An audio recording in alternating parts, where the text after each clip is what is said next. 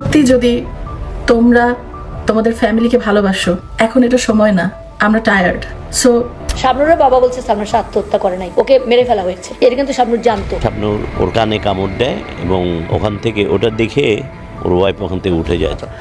আপনি তার স্ত্রী তখন ছিলেন, সেই জায়গা থেকে যদি বলি, দিলা চৌধুরী আপনার পাশাপাশি কয়েকজনের নামও বলে যাদেরকে তিনি দায়ী করেন। শাবনুরের কথা বলা যায়, উনি বলেন শাবনুরের সাথে তার সম্পর্ক ছিল। একবার বলে, আমি একবার শুনেছি বোধহয় তার ভাই বোন, উনি এমনটা বোধহয় দাবি করেছেন। মৌসুমীর কথাও শুনেছি। আপনি যেহেতু খুব কাছ থেকে ছিলেন, কাছে ছিলেন, স্ত্রী ছিলেন, তো আপনাদের মধ্যে কোনো ক্রাইসিস হয়েছে কিনা, আর কথাটা আসলে কতখানি সত্য? আলহামদুলিল্লাহ, 24 বছর ধরে যে রহস্য ঘিরেছিল সালমান শাহর মৃত্যু, সেই রহস্যে এবার যেন নতুন বিস্ফোরণ। গ্রেফতারের পর ডন রিমান্ডে সবকিছু স্বীকার করেছেন। ঘটনার দিন আসলে কি হয়েছিল, কিভাবে অচেতন করা হয়েছিল সালমান শাহকে, কে দিয়েছিল ইনজেকশন, আর কার নির্দেশে মৃত্যুর পর মরদেহ ঝুলিয়ে রাখা হয়েছিল ফ্যানের সঙ্গে। প্রিয় দর্শক, আপনারা জানেন সালমান শাহর খুনি ডন আটক হয়েছে। তিনি এখন রিমান্ডে আছে। রিমান্ডে তিনি একের পর এক চাঞ্চল্যকর তথ্য দিচ্ছেন। কিভাবে ডনকে হত্যা করা হয়, কার নির্দেশে করা হয়, প্রথমে তাকে ইনজেকশন কে দিয়েছিল, এই ভিডিওতে দেখতে পারবেন।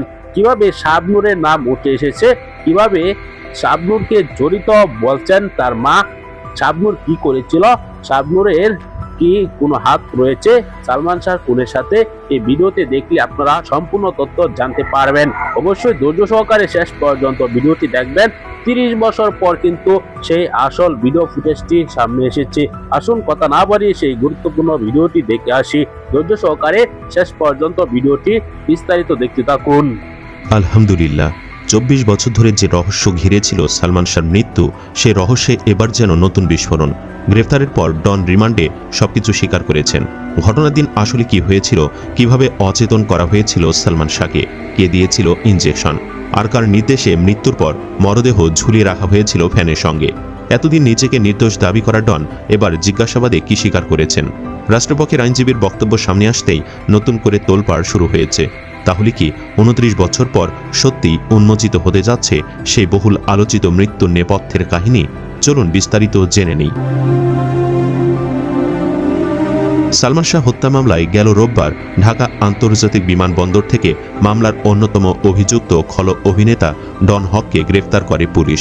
হজ করার নাম করে সৌদি আরব অথবা দুবাই পালাচ্ছিলেন। গ্রেফতারের পর মঙ্গলবার তাকে আদালতে নেওয়া হয়। আদালত জামিন নামঞ্জুর করে কারাগারে আটক রাখার আদেশ দেন। ডনকে রিমান্ডের আবেদন করা হলেও তা দেওয়া হয়নি। তবে কারাগারে থাকলেও নিয়মিত জিজ্ঞাসাবাদ চলছে।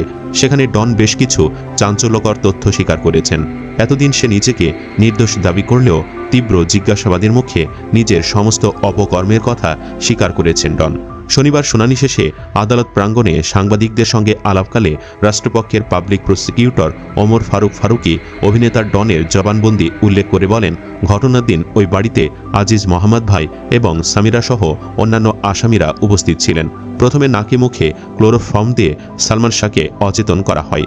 অচেতনের মাত্রা আরও গভীর করতে তাকে ইনজেকশন দেওয়া হয়েছিল। পরবর্তীতে মৃত্যু নিশ্চিত করার পর তার মরদেহ ফ্যানের সাথে দড়ি দিয়ে ঝুলিয়ে রাখা হয়।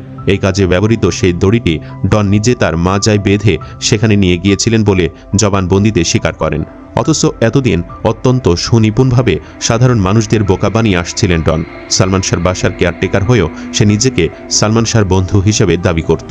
সালমান শাহ নিহতের প্রসঙ্গ এলেই সে ইনিয়ে বিনিয়ে বিভিন্ন মিথ্যা কথা বলতো। 2020 সালে পিবিআই ডনকে নির্দোষ ঘোষণা করে।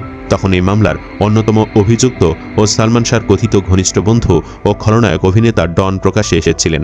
ডন বলেছিলেন, আল্লাহ যা করেন ভালোর জন্যই করেন। অবশেষে বন্ধুকে হত্যার মিথ্যা অভিযোগ থেকে মুক্ত হলাম। ডন আরও বলেন, 24 বছর বুকের ভেতর বন্ধুকে শেষ করার মিথ্যা অপবাদ আমাকে নিয়ে ঘুরতে হয়েছে। আমার যে ক্ষতি হয়েছে তার পূরণ কিছুতেই হবে না। আমি ধৈর্য ধরেছিলাম। সত্য কোনোদিন মিথ্যা হয় না, মিথ্যাকেও কোনোদিন জোর করে সত্যি বানানো যায় না। তবে ডন ভণ্ডামের আশ্রয় নিলেও আজ একটি বিষয় কিন্তু সত্য হয়েছে, মিথ্যাকেও কোনোদিন জোর করে সত্যি বানানো যায় না। পরিশেষে এই কথাগুলো না বললে নয়। একজন বন্ধু আরেকজন বন্ধুর জীবনের সবচেয়ে কঠিন সময়ে পাশে থাকার কথা। সুখে দুঃখে বিপদে আপদে একজন আরেকজনের হাত শক্ত করে ধরে রাখবে, এটাই তো বন্ধুত্বের অর্থ। অথচ সালমান শাহর জীবনের সবচেয়ে নির্মম অধ্যায়টি যদি সত্যি এমন হয়, তাহলে এর চেয়ে বেদনাদায়ক আর কি হতে পারে? যে মানুষটিকে তিনি বন্ধু বলে বিশ্বাস করেছিলেন, সেই বন্ধুই যদি ষড়যন্ত্রের অংশ হয়ে তার মৃত্যুর কারণ হয়ে থাকেন, তাহলে সেটি শুধু একটি হত্যাকাণ্ড নয়, এটি বিশ্বাসের নির্মম মৃত্যু।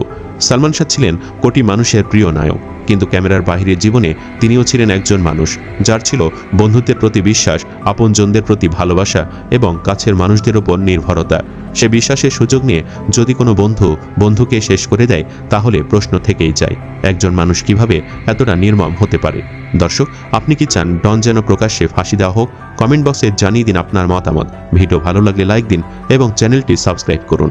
ধন্যবাদ। আচ্ছা, আপনি তার স্ত্রী তখন ছিলেন, সেই জায়গা থেকে যদি বলি, দিলা চৌধুরী আপনার পাশাপাশি কয়েকজনের নামও বলে যাদেরকে তিনি দায়ী করেন। শাবনুরের কথা বলা যায়, উনি বলেন শাবনুরের সাথে তার সম্পর্ক ছিল। একবার বলে, আমি একবার শুনেছি বোধহয় তারা ভাই বোন, উনি এমনটা বোধহয় দাবি করেছেন। মৌসুমীর কথাও শুনেছি। আপনি যেহেতু খুব কাছে ছিলেন, স্ত্রী ছিলেন, তো আপনাদের মধ্যে কোনো ক্রাইসিস হয়েছে কিনা, আর কথাটা আসলে কতখানি সত্য? মৌসুমীর সাথে ইমরের যে শুরুটা তো হয়েছিল কিয়ামত সে কিয়ামত তক, হ্যাঁ, তো মৌসুমীর সাথে তো তার ডেবিউ ছিল। সো মৌসুমী আর Emon was a beautiful pair. ওখানে কোনো অসাধারণ একটা যুদ্ধ এমন হয়েছে তারা বোধহয় ছোটবেলায় একসাথে পড়েছো বোধহয় কোথাও? এগুলো তো মৌসুমী বলে হয়তোবা, আমি তো এটা জানি না, ওই সময় তার আমি বলতে পারবো না, কিন্তু ইমন আমাকে এরকম কিছু বলেনি। Shabnur on the other hand, যখন আমরা মৌসুমীর সাথে ইমনের একটা প্রবলেম হয়েছিল, সেটাও কিন্তু নীলা চৌধুরীর কারণে। কি কারণ? যেটা উনি কালকে বললেন ওনার ভিডিওতে, কালকে তো না, 3 দিন আগে ওনার ভিডিওতে উনি বললেন যে ওনাদের কোনো ঝগড়া হয়নি, কিছু হয়নি। অথচ সোহান ভাইয়ের যদি আপনি ইন্টারভিউ দেখেন, সোহান ভাই তো মারা গেছেন এখন, কিন্তু আপনি যদি একটু পিছিয়ে যান, আপনি সোহান ভাই ইন্টারভিউতে দেখতে পারবেন যে ওখানে নীলা চৌধুরী এবং মৌসুমীর মার মধ্যে কথা কাটাকাটি হয়েছিল একটা মানে বাথরুম নিয়ে, ঠিক আছে, খুব ছোট একটা জিনিস নিয়ে। তো ওটার পর থেকে খুব রাগারাগি হওয়াতে, যাই হোক, ইমন আর মৌসুমী ডিসাইড করলো, তারা সিদ্ধান্ত নিল যে তারা আর একসাথে ছবি করবে না। যেগুলো সাইন করা মুভিজ ছিল 4টা, ওই 4টা ছবি করেছে। এই জন্য কি নীলা চৌধুরী? কিছুটা, কিন্তু ইমনেরও একটু প্রবলেম ছিল মৌসুমীকে নিয়ে, যে মৌসুমীর জনপ্রিয়তাও তো অনেক বেশি ছিল, হ্যাঁ, মৌসুমীর অনেক ফ্যান ছিল। Emon never wanted female based movie. ও তো সবসময় সব ছবি করতো যেখানে ওকে নিয়ে গল্পটা হবে, হ্যাঁ, তো ও কোনোদিন কোনো নায়িকার উপরে ডিপেন্ডেন্ট হতে চায়নি, হ্যাঁ, ও চেয়েছে যে আমার ছবি চলবে, আমার যেই নায়িকা হবে আমার ছবি চলবে, তো সেটা এবং সেটাই হয়েছে, হ্যাঁ। তো আর শাবনুরের কথাটা যদি হয়, যখন মৌসুমী চলে যায় তখন আমরা একটা নায়িকার ক্রাইসিসে পড়ি। তখন শাবনাজ আবার আছে, কিন্তু শাবনাজ নাইমের বিয়ে হয়ে গেছিলো, তো শাবনাজও ছবি ছেড়ে দিবে এমন একটা তখন গুজব ছড়িয়েছিল। তো শাবনাজকে লং টার্ম চিন্তা করার কিছু ছিল না আমাদের, কিন্তু আমাদের শাবনাজকে খুব পছন্দ ছিল, কিন্তু তখন শাবনাজ নাইমের সাথে ছবি করতো, তো তখন আমাদের একটা নতুন মেয়ে দরকার ছিল। তখন ছোট্ট একটা মেয়ে আমরা খবর পেলাম যে এটা শাবনুর, এবং এটা ইতেশাম আঙ্কেলের হাত ধরেই একদিন ইমরের আব্বার বাসায় গ্রিন রোডে আসার পরে ওখান থেকে আমাদেরকে শাবনুরকে নিয়ে আমরা তখন থেকেই শাবনুরকে নিয়ে আমরা চিন্তা করি যে ওকে নিয়ে আমরা ছবিটা করব। যদিও আমাদের প্রথমে মনে হচ্ছে ও ছোটো, বা ও পারবে কি না, বা ও তো ছোটো মোটো, তত বড় সড়ো না, মৌসুমী তো লম্বাটা, তা বুঝতে পারিনি যে আমরা আসলে কী করতে হবে। But yes, that was the start. And coming to Emon and Shabnur's rumour, যেটা আপনি জিজ্ঞেস করলেন যে ওদের মধ্যে কিছু ছিল কি না, এখানে অনেক বড় একটা গল্প আছে, এখানে আমি অল্পতেও শেষ করতে পারবো না, এটাকে আমি শুরু করতে হলে শেষ করতে হবে পুরোটা। কিন্তু আমি বলবো যদি কিছু ছিল কি না, এক বাক্যে বলবো ছিল। প্রিয় দর্শক, সম্পূর্ণ ভিডিওটি দেখলেন। আপনারা জানেন সালমান শাহর খুনির ডন আটক হয়েছে, কয়েকদিন যাবত ধরে তিনি রিমান্ডে আছেন। রিমান্ডে একের পর এক চাঞ্চল্যকর তথ্য দিয়েছেন তিনি। এই প্রথম কিন্তু বিস্ফোরক মন্তব্য করেছেন, খুনের সব বর্ণনা তিনি দিয়েছেন, কিভাবে তাকে হত্যা করা হয়েছে, কারা কারা জড়িত ছিলেন। ডনকে প্রথমে কে ইঞ্জেকশন এনে দিয়েছিল সালমান শাহকে হত্যা করার জন্য, এই সকল তথ্য তিনি দিয়েছেন। দর্শক, তার কথাগুলো আপনারা শুনেছেন, আপনার মতামত কমেন্টে জানাবেন। এরকম নিউজ সবার আগে পাওয়ার জন্য সাবস্ক্রাইব করতে ভুলবেন।